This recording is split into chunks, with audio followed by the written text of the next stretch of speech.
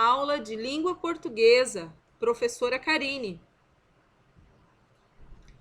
A nossa aula de língua portuguesa de hoje é de correção das atividades de interpretação de texto do livro de língua portuguesa, das páginas 166 e 167. Acompanhe aí. No exercício número 1 da página 166, diz assim: numere as informações a seguir de acordo com a ordem em que aparecem nos parágrafos da reportagem. Eu vou ler para vocês as frases na ordem crescente, tá? Do número 1 para o número 5. Então, a frase número 1 essa última frase aqui é a primeira da ordem, tá? Que diz assim: problema futuro de falta de comida provocado por escassez de pastos e fazendas. Então, essa é a frase número 1, aqui é a última. Desafio é aceito. Criação de pequenas hortas em espaços urbanos. Esta frase é a número 2. A frase número 3, empresas de Nova York que investem em quilômetros de plantações urbanas e orgânicas. A frase número 4, uso das paredes dos prédios para plantações como outra solução possível. E a frase número 5, essa que está aqui bem em cima, que há de comum na atitude dos criadores de hortas urbanas é a tentativa de revolucionar as cidades. Ok? Então, a numeração ficou na seguinte ordem: 5, 4, 2, 3, 1. Vamos à resposta número 2. Na número 2, segundo o texto, por que plantar no espaço urbano? Letra A. Poderia solucionar o problema da falta de alimento?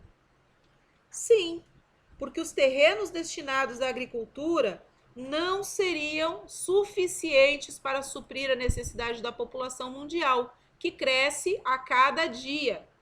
Se forem aproveitados os espaços para a plantação nos próprios prédios, pode haver ganho tanto para produtores como para consumidores. Resposta B. Pode auxiliar a preservar o ambiente, causando menos impacto? Pode o quê? Eliminar a necessidade de embalagem e de transporte, coisas que causam impacto ambiental. Pensa que as plantações vão estar próximos dos consumidores.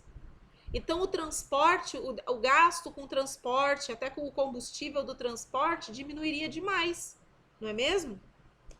Número 3. A seguinte pergunta: o que provavelmente o repórter fez para conseguir as informações da reportagem? Não sei se vocês estão lembrados, né? Na descrição que existe sobre a reportagem, diz que a reportagem, assim como a notícia, ela tem título, fotografia, baseia-se em acontecimentos reais.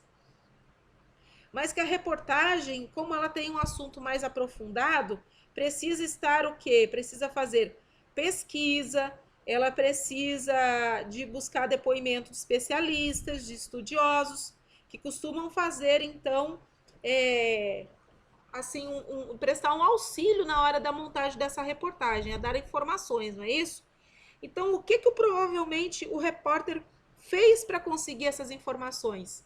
Resposta provável aqui: o repórter certamente precisou fazer uma pesquisa sobre o tema e entrevistar pessoas envolvidas com o assunto para depois redigir a reportagem, tá? Lembrem que tem lá o passo a passo, né, que a professora passou para vocês, que tem pesquisa, que tem entrevista, que você tem que buscar dados e informações antes de escrever.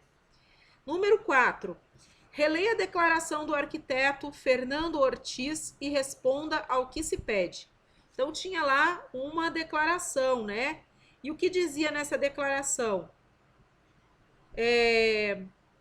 As plantações nos topos do prédio são suficientes? Explique. Segundo ele, não. Por quê? Porque devemos plantar também nas paredes, pois é preciso usar todos os espaços. Ele ainda acha pouco plantar no topo dos prédios. Letra B. Se a ideia dele for aceita e adotada por muitas pessoas, que mudanças podem ocorrer na paisagem urbana? Né? Eu acho que eu comentei isso anteriormente. O que pode acontecer? Imagine como ia mudar a cor da cidade, né? Porque essa resposta é pessoal, vocês que vão responder. Imagine como o aspecto da cidade mudaria, né? Número 5.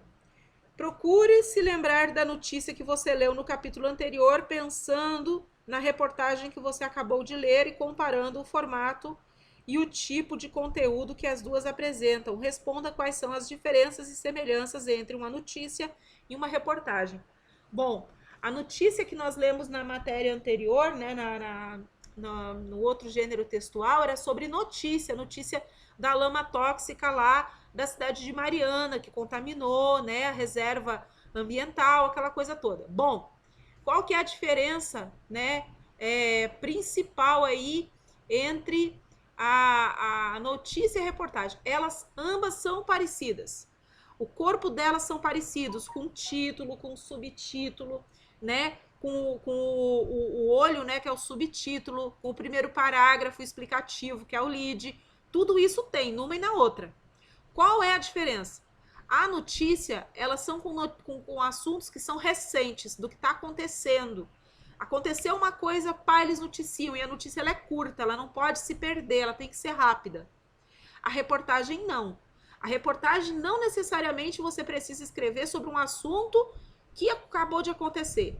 Você vai escrever sobre um assunto que ele é relevante, que ele é importante, que ele pode trazer alguma informação bacana para a sociedade. Então aí você vai pesquisar sobre esse assunto, você vai buscar entrevista de pessoas que são especialistas nessa área, que conhecem, e aí então é que você vai escrever a sua reportagem.